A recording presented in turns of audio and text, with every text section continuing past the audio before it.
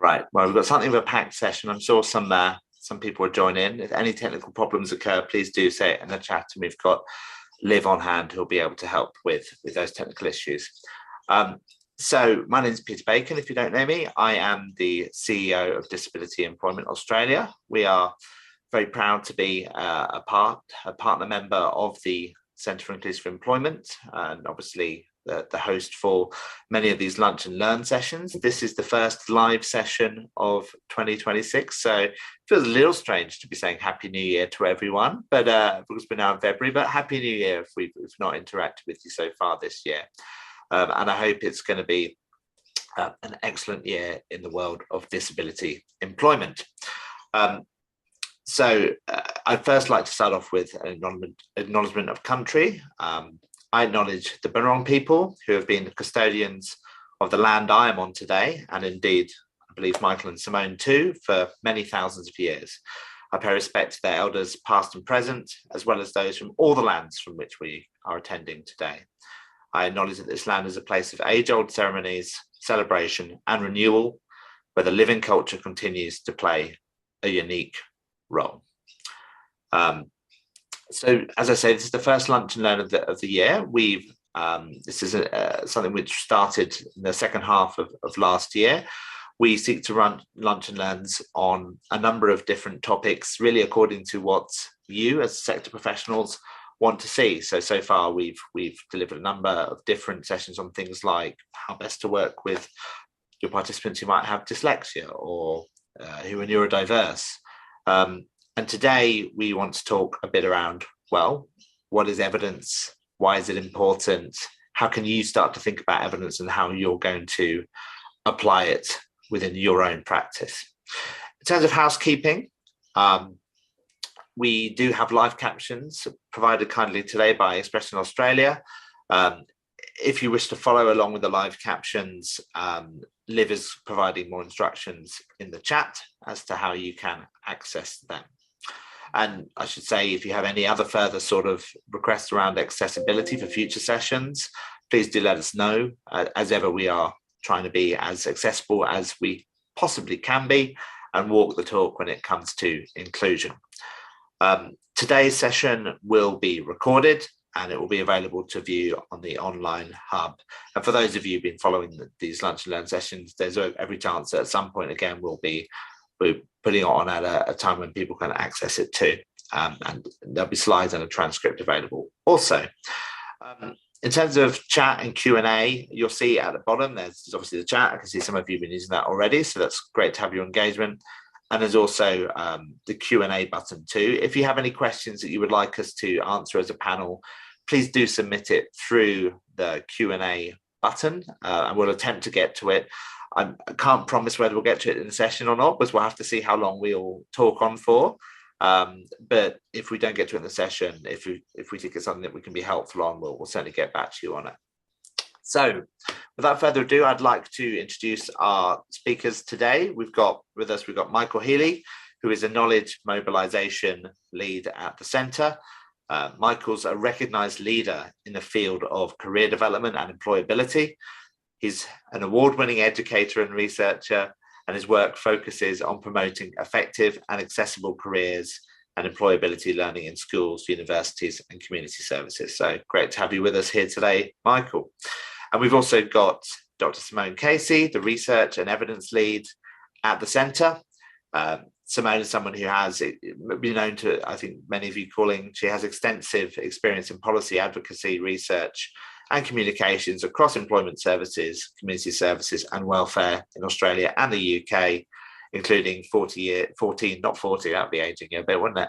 Including 14 years as a policy advisor, I don't know quite what's happening there, at Jobs Australia, now known as Amplify. Hang on a second, because that just overtook my screen and I lost my notes. Sorry, one moment. Okay, that's better. Okay, so it's going to be a bit of a discussion format today, a bit of a chat between us three as panelists. And first up, Simone. So could you start, please, by exploring what we actually mean when we talk about evidence? Yeah, thanks, Peter, and hello, everybody. It's nice to be with you. Look, it's a really good question. It's actually one of the reasons that the Centre for Inclusive Employment was set up is to actually look at what evidence can be used in our sector to help us do the work of getting people with disability into jobs. And as a Centre for Excellence, we have had a good look around at kind of what forms of evidence exist, and it is a very contested term. And I think if we can move on to the next slide, there's a little bit of um, a few dot points here that kind of outline um, some of the complexity around what actually counts as evidence. As a research centre, we will be taking a fairly kind of rigorous view of that, but I'll talk a little bit more about that later. So, Peter, I think we were also just going to talk a little bit about the fact that in our sector there has not been a very comprehensive approach to collecting evidence about what works. Research has been undertaken in very specific pockets with very specific focus. And part of what we're trying to do at the centre is pull that evidence together into one place so that we can learn from what has already been demonstrated to be effective in different areas. However, there is and has been a real shortage of research evidence and other forms of evidence in our sector, which is what we're aiming to actually fill in terms of the work that we do going forward. Thanks, Simone. And in your experiences, what are some of those particular challenges you've encountered when trying to find the best evidence? Well, it's a really good question because the standards that people use around rating their research are all very different across different research areas. And it does not always take into account other forms of evidence relating to the experiences of people using services or even the people who are running those services. So that's an area of evidence that we're very interested in learning more about, and particularly what work we can do to provide an evidence base for the work that you are doing in the employment services area.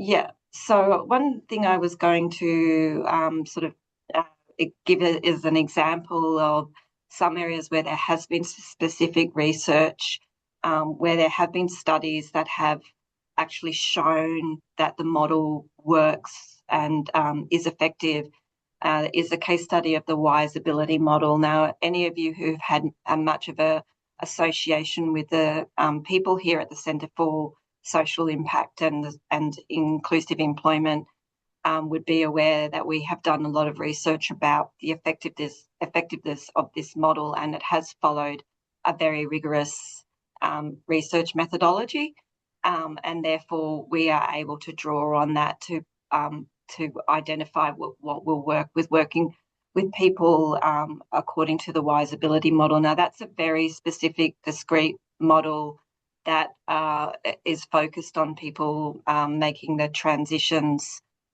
particularly from the ADE environment. And there are very specific pockets of research like that we are now in the process of highlighting via the Centre's hub. And our objective is to make as much of that information about what works available to you through that hub. Thanks, Peter. thanks, Yeah. Simone. What does evidence look like for the Centre of Inclusive Employment? Yeah. So if we can move on to the next slide. The approach that the Centre has taken is that evidence standards for us in the work that we commission or which we draw on in terms of our knowledge translation work that Michael will speak about a little bit more, we draw on evidence that we consider is a rigorous evidence base, and that has been produced with high quality research methods. And we also focus on research that's relevant to our context, which means that it is comparable in terms of what can be learned from it. And it's not dependent on any kind of particular contextual factor, as in like a certain policy setting that's not relevant to our context. So those are the two main evidence standards that the Centre is using when we look at the kinds of evidence that we will be drawing on. Yeah. So what other forms of evidence can the Centre look at? Yeah, so this is a great question. There are, pockets of knowledge that are out there amongst providers, amongst even people who are using services. And this is something that we're really particularly interested in learning about from you today after today's webinar. So what areas of your work in employment services do you feel that there is a lack of evidence in, and what can the Centre do to help provide more evidence for that? So one of the areas that we've been looking at quite closely, and which I've been discussing a lot with people, is around defining what employment services practice actually is. It's an area where there's a lot of knowledge in related fields such as social work or psychology, but there is not a lot of research that has been done in our area on what it actually means to do practice in disability employment services. So at the end of this webinar, we'll give you our contact details, and you're more than welcome to check in with us to see whether your research idea or your desire for evidence in certain areas is on the radar for the Centre and the work that we do. So far at the Centre, we have started commissioning, and I think this is on the next slide, some evidence syntheses in very specific areas that were called out as priorities by the government when the Centre was established. And rather than reinvent the wheel, the approach that we've taken is to do what we call evidence synthesis, which means collating all of the available evidence on a particular topic and going through a very rigorous method to extract out of that what is kind of useful to be known in our sector. So far, we've got 4 major evidence syntheses underway, and they're in things like employer engagement, in models that work for people with intellectual disabilities, on what works for people who are mature aged or who have partial capacity to work, and also for people who are First Nations people who are using our employment services. But that's not all the end of the story. There will be a lot more coming in this space over the next year. And now, as I mentioned, is a really good time to get in touch with us and let us know what you're interested in us focusing on.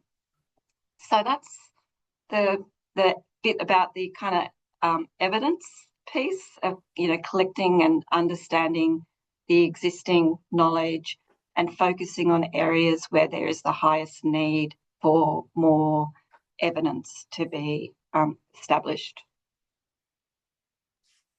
So my turn to pose a question, and this time I'm posing a question to Peter. So as the, head of a professional association such as this, what's your opinion on why is evidence from research important on the ground level?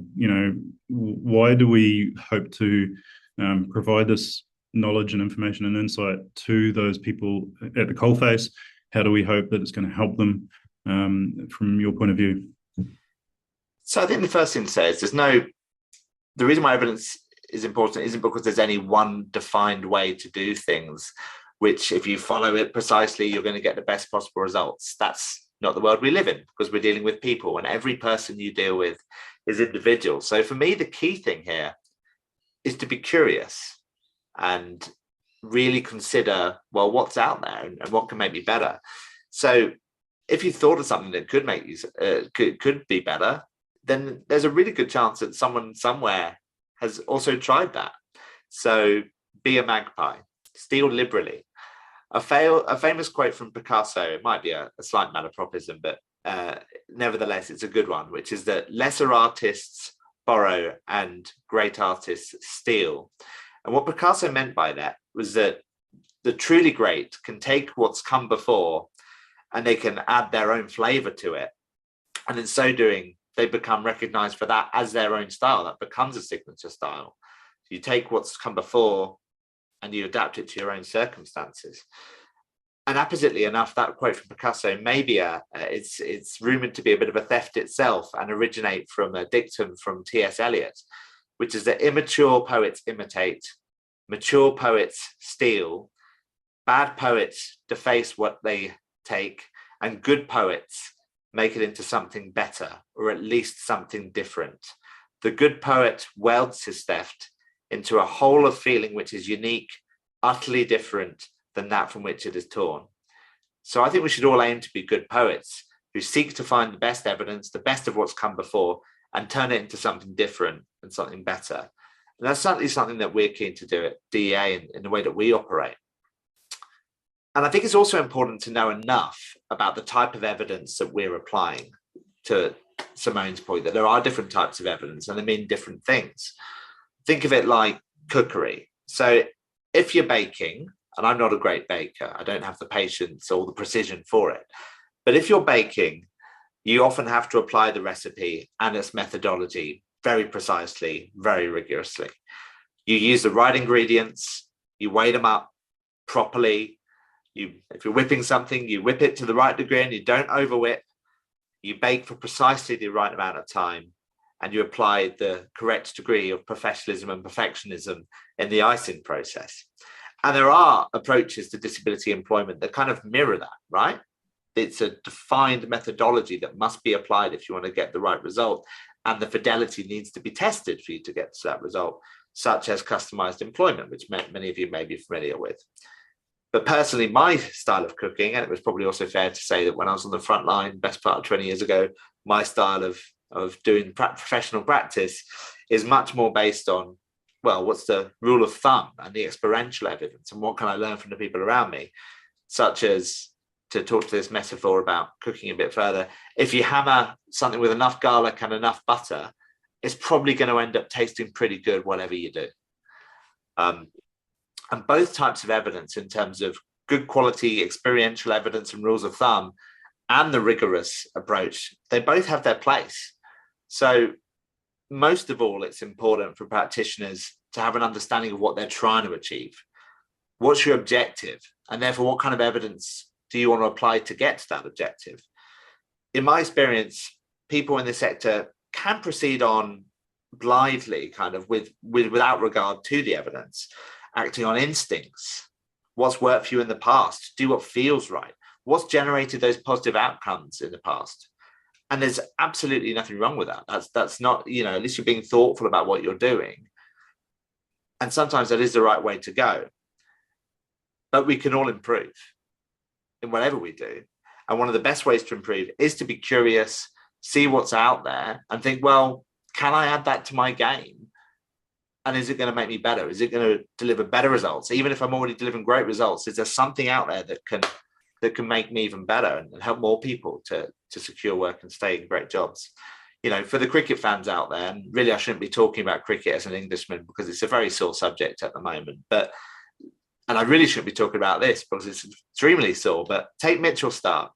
He was already one of the world's best bowlers, but he looked around the world, he saw bowlers like Jimmy Anderson, Siraj from India, and they were bowling with a scrambled seam, which is not what he was traditionally doing. He's normally bowling with an upright seam. So he learned how to do it, and he added it to his game. And he's come out the last, he mastered it, made it his own. And so he's come out the last Ashes with 31 wickets at an average of under 20, making him the highest wicket taker in an Ashes and he was already brilliant. But he looked out there and went, that's something that the best are doing. I can pick that up, drag and drop it, master it. Lo and behold, it improves his game even further. So for DEA, what that means in practice is that we're looking around the world and going, well, what can we import to Australia, whether it's in practice or whether that's in policy? So you can expect to hear more, because we're taking a lot of interest in some of the stuff that's happening in Britain and Europe at the moment, including their support and employment quality framework. You can expect to hear more about that over the next 6 months to a year. We're also taking a look at, well, what are the different demand side approaches around the world in terms of some of those policy levers that can be pulled that might get more employers to the table and offer a better service to employers. So we're doing that too. We're also being magpies. We're trying to be great artists and trying to steal, but then apply it, build something better, build something different based on that evidence. So, Michael, I think that leads quite nicely into your section, which is, look, you can go out there, you can find the evidence, you can be that magpie. How do we make it actually useful for providers and policymakers? Thanks, Peter. Interesting question. But first, someone in the comment thread has just said, love that you can get poetry, artists, cricket analogies into a response about evidence and professional practice. So well done on that. I do love my peak-coded metaphors. I think it's fair to say. We could also add in there the cooking metaphor or analogy, which I'll pick up as well. So, first and foremost, when we're talking about evidence informed practice, what we're not suggesting is that everyone goes out and does a PhD and dives deep into research and so forth. We're not looking for anyone to get real mastery of all of the obscurities that come from research. That would not be in the service best interests of your clients. But what we are, as Peter mentioned, what we are looking to help you do is to gather insights and information from that collective experience and collective knowledge, and take what might work to supplement, to improve, to innovate your own practices. And one way of thinking about it is to sort of divide up different kinds of evidence-based practice. And just very roughly, we might be able to categorize them in 3 ways. And that would be evidence-based principles, evidence-based tools and resources, and evidence-based models. And I'll talk a little bit about each of them in turn. And so where the center is starting and going to spend most of our time will be in evidence-based principles, evidence-based tools and resources. When I say principles, I'm really talking about very, very simple ideas.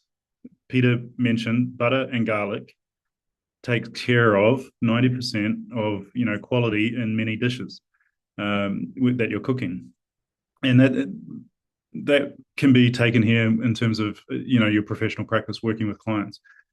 So for example, we often talk about things like person-centered services, strength-based approaches, trauma-informed practice, and these can be quite conceptual, sometimes complex sort of academic discussions. Some of them will have decades of academic discussion and debate behind them. You could indeed go and do a PhD in them, but often when you really have a look, they boil down to a couple of key ideas. And so, for example, person-centered, person-centered trauma-informed approaches, they both agree that you need to always have an unconditional positive regard for your client. You must respect them as a person. You must have a central understanding that they can improve, they can change, they have the ability to work with you. Even if you're observing challenging behaviors, you need to have that faith that change can happen.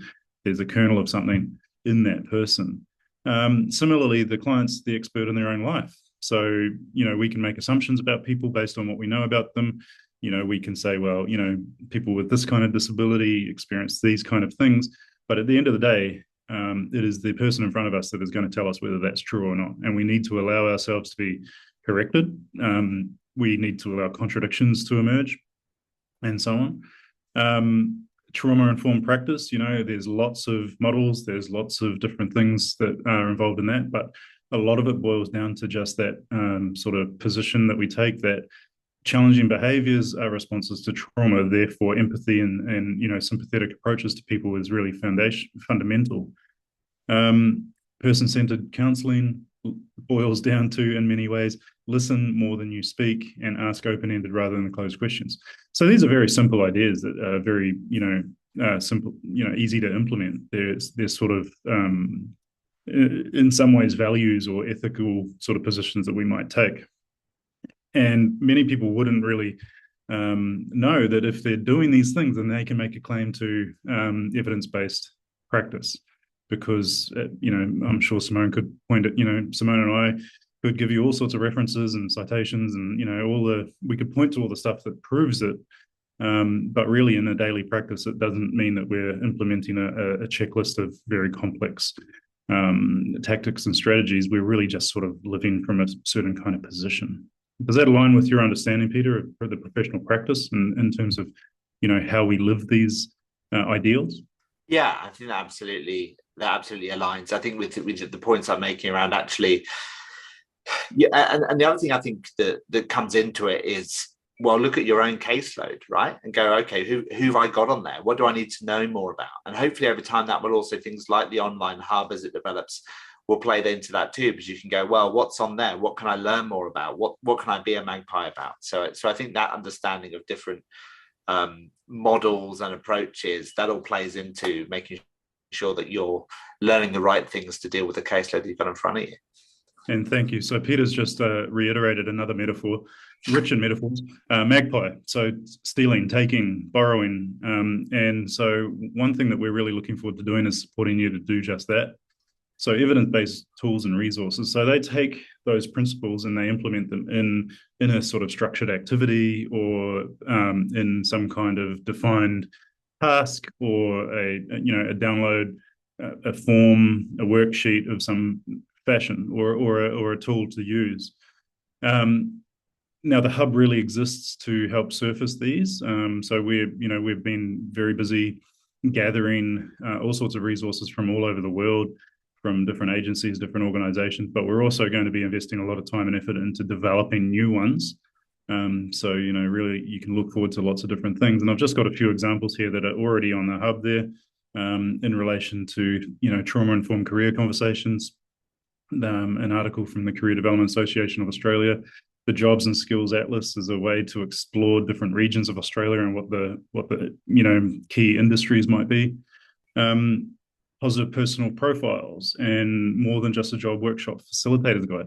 So that's a great example. If you in your work have decided or been assigned that some job workshops are necessary, or maybe you want to take a look at what you've been doing and see if you can improve them, don't start with an empty document. Don't open up a blank PowerPoint or a blank Microsoft Word document without first going around and scavenging what you might, because you might find that a lot of the work has already been done and there's great things out there, great ideas that you might not have come across yourself. And we're not necessarily saying that you adopt them wholesale, because they may come from a different context. They may have different constraints in terms of time and resources. But what you can do is sort of sometimes assemble great things from existing materials. Because as Peter mentioned, you're not the first person who's ever delivered a job workshop. There's been plenty of that, and people have talked about what they do and they've shared what they do.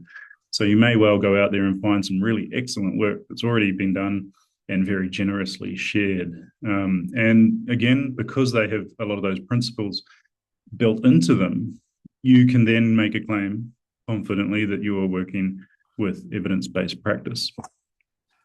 And then the next level would be evidence-based models.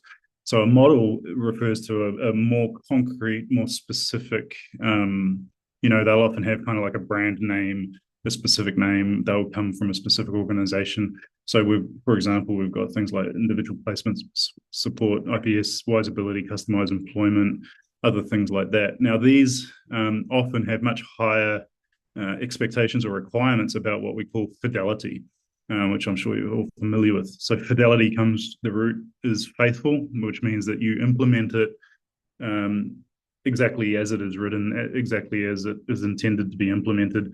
And if you don't meet any of the sort of standards or the criteria or the markers of, you know, delivery, how it's delivered, then you can't really claim to be doing it. So in that case, there's a lot more rigidity in terms of what you can or should do.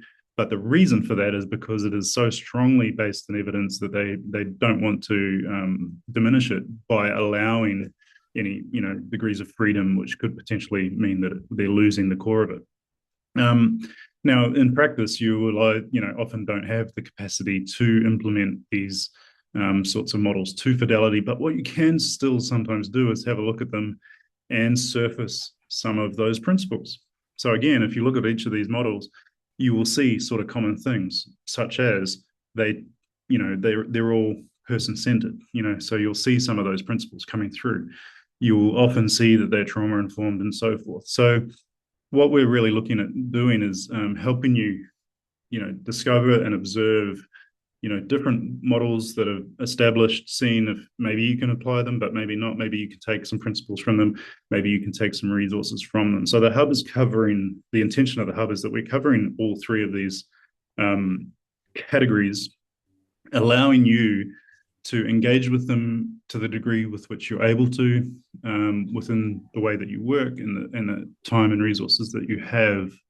And then what I hope you'll find is that, you know, you start getting a taste for some of this and you start looking further and further and reading more and entering your own discussions. So, you know, are we trauma-informed enough in our service? You know, having a conversation with your colleagues about that and then discussing, well, what might we do based on our experience, based on what we've been reading? Are there any adjustments that we can make in order to get us, you know, further toward that goal? So I hope that's a useful way of breaking up this idea. And, you know, again, getting away from that word evidence, capital E evidence, can be a little bit daunting because it implies that you're going to be examined or, you know, you're going to be under the microscope for it. And as I mentioned, if we're not too focused necessarily on these models all the time, you can relax a little bit into that, because a lot of it is really about these broader ethical positions or sort of ways of relating to people that are still very much evidence-based. So, Peter, Simone, if you've got anything to add to that, I'd be really happy to hear it. I think the one thing I suppose to return to the baking methodology, I think what we're saying there is that, you know, you can apply it with fidelity, and you will get the results that sit within the evidence base, or you can take bits of it, principles of it, and see how that works in practice. And, you know, I think about the time when I tried to bake gingerbread men with my daughter, and I accidentally used self-raising flour, and I should have used the all-purpose flour, and they ended up looking huge like the Michelin men. So, you know, it's not winning Great British Bake Off, but they did taste good, and they were bigger. So there's something you learn from that process, and you can end up with an okay product. The key thing is to be open to that sort of experimentation and to learning and experimentation. Absolutely. And I think, you know, for me, sometimes, you know, the test of evidence-based practice is being able to answer the question of why did you do it that way? You know, why do you ask these questions? Why do you structure your workshop like that? And certainly you can say, well, it's based on my instinct, or it seems right at the time. But, you know, evidence-based, or, you know, high level of professionalism in terms of evidence would say, well, I do this because I know that if I do that, then these outcomes can be expected, or it's been established over here that this works, or I've seen it happen with my own eyes. And in some cases, it's okay to say, well, it was a happy accident, such as your gingerbread men. I think that's how penicillin got invented too, wasn't it? A happy accident. I'm sure all sorts of things. So there's a few examples from history that perhaps have even greater import than those surprisingly tasty gingerbread men. Thank you. To add to that. Go, Simone. A point about the hub content, which we have been building out. So our approach to that is that the content that we create is evidence informed. So that means that we have checked the available evidence sources. It may read to you as common sense, but our approach is to make sure that we have actually checked against the evidence in composing the material that's there. So that means that we don't just write web content like, any old content. We are going through a very thorough process of making sure that it's based on the best available evidence. And then we are translating that into language that is accessible to you in the work that you do, which is what we're the intention in our work around knowledge translation in general, is to make sure what we do is relevant to you at any point in time. So, yeah. Thanks, Liz. Thanks, yeah. man. I believe we've got I think we've got a few minutes to answer a couple of questions that we've got in the Q&A. I think the first I'll direct towards you, Simone, which is there's limited evidence about ASD teens and young adults with a disability between the ages of 15 and 18 when they can officially start work, 14 years old. And there's a massive gap in the continuity of support. So from your perspective, what evidence is there around earlier intervention to pathways to employment, e.g. from 14 plus years with carer support? Yeah, well, we have been looking at the Ticket to Work model in terms of the youth transitions, but we're very interested in probably picking up this conversation outside of here, Liz, to look at ways that we can support this a bit more. So I invite you to contact me, and we can make sure that we have this one covered. The Centre for Inclusive Employment is a consortium, as you're probably aware, and one of our consortium members is the Children, Youth, Disability Australia as well, who I'm sure also have a strong interest in doing more work around this. So it would be good to pick that up. And that's what I mean about we're still in the stage that we can look at what we could achieve in terms of reinforcing or establishing an evidence base on some of these topics. But for the time being, the content on the hub is has been informed by the expertise of people who worked on the Ticket to Work program. Thanks, Simone. Anything to add to that, Michael? Not that specifically, but I might just, it's occurred to me that, maybe my job title is not exactly that immediately understandable. So Simone and I, we work together. Simone is obviously focused on gathering that evidence and synthesizing it, commissioning it, and so forth. So knowledge mobilization in the context of the centre refers to the fact that taking some of that, what comes from that, and looking for ways to make it really practical on a daily basis. So my job is really about taking that and maybe producing tools and frameworks and things that people, on Monday morning can open up, have a look at and say, yes, this is actually going to help me with my appointments today. Or I understand how this is going to help me be more trauma informed. So, so Simone's invited you all to tell her, what sort of evidence might you like to see more of. I'm inviting you to tell me what sort of practical tools would you like to see? What sort of frameworks and models and ideas would you like to support your staff and your colleagues to adopt? And, we can set our minds to thinking about how we can do that in terms of training opportunities, practical tools and resources. Thanks, Michael.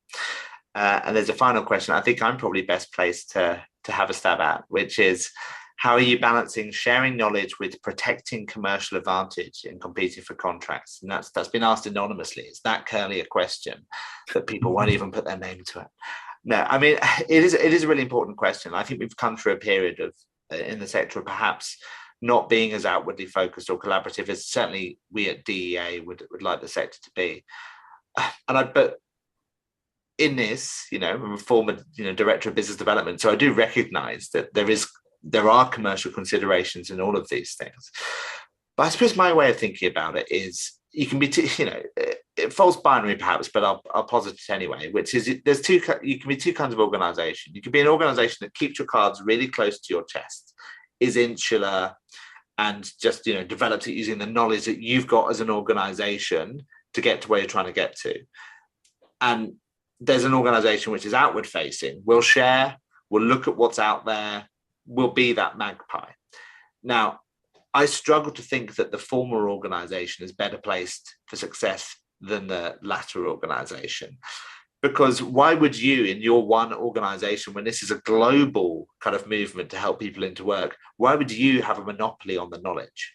Why would you have some secret source that no one's ever thought of before? It seems to me to be implausible. So instead, I think it is better to be that outward facing organization, which, you know, through the sort of grand spirit of reciprocity, shares what they know in the world, but also takes from others what they know. And I think we will together end up in a better place if we act that way. It's a kind of a slightly a prisoner's dilemma thing, but cooperation is always the best way to go. If you look at those kind of mathematical and philosophical arguments, I think beyond that, if I'm to speak about IEA specifically, I think the incentives to collaborate rather than to compete are higher than they were in the past. You know, if we get really technical, and under the new performance framework, you're not graded against each other, you're graded against what you should be getting with the caseload that you have. So actually, there's more incentive to go, well, actually, why don't we work together as a group of providers in the local area to do things like joint employer offers, you know, have some joint pathways, because it might deliver more people into work than to go, well, let's be totally insular and actually not fail to serve employers, for example, as well as we could do. So I thought there are greater incentives to collaborate. And I know that, notice that you've got the completed for contracts bit. I don't know, like some of you here might have read our review of the procurement process when it came to what we've just seen in IEA. I'm not sure if you'd been insular and secretive, it would have helped you more than any organisations that had done the opposite. That's just not how it plays out in practice. I think if you have the best model, and you can cite into, you know, international evidence, you know, how have we come to deliver this? What is the logic? What objective did we have in our mind? What evidence sources did we consult when we were putting this model together? And how did we apply it? What methodology? What results did we see from our experimentation, our application of that evidence? I tend to think that's better than just saying, oh, well, we've got our own way of doing things and we've just iterated it for years. So it's a long-winded way, I suppose, of saying, or a medium-winded way, I suppose, of saying, for me, the incentives to collaborate are greater than the incentives to hold everything internally.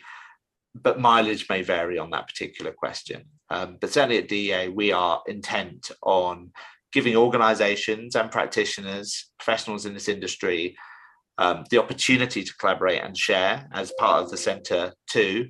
And I would encourage you all to take it up. But that's your own commercial decisions to make and your own practice decisions to make as part of that. And I just wanted to add on to that, Peter, just for a second, that one of the reasons I've gone into shadow, one of the reasons that we exist is actually to bring that transparency to what is understood as being the best practice, so that it doesn't exist in these silos of protected by competition. But at the same time, we do really want to know what the sector knows as well. And it will be an experience for us to go out and see how much people are willing to share when we get to that stage where we're drawing on practice wisdom, in addition to using those evidence sources that are more in the public domain, as in existing research or research that we have commissioned specifically to support the centre. But we are not forgetting that you all out there know a whole bunch of things that you have learned over many years that are really valuable forms of knowledge, and we're interested in tapping into that as well.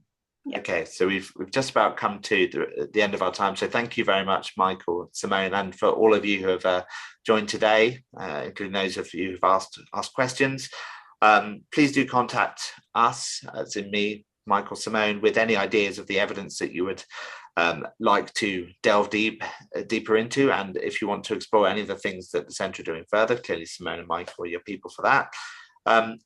If you're a member of the DEA Professional Members Programme, and if you aren't, you ought to be, please remember to log your CPD points, which would be 2 for this session.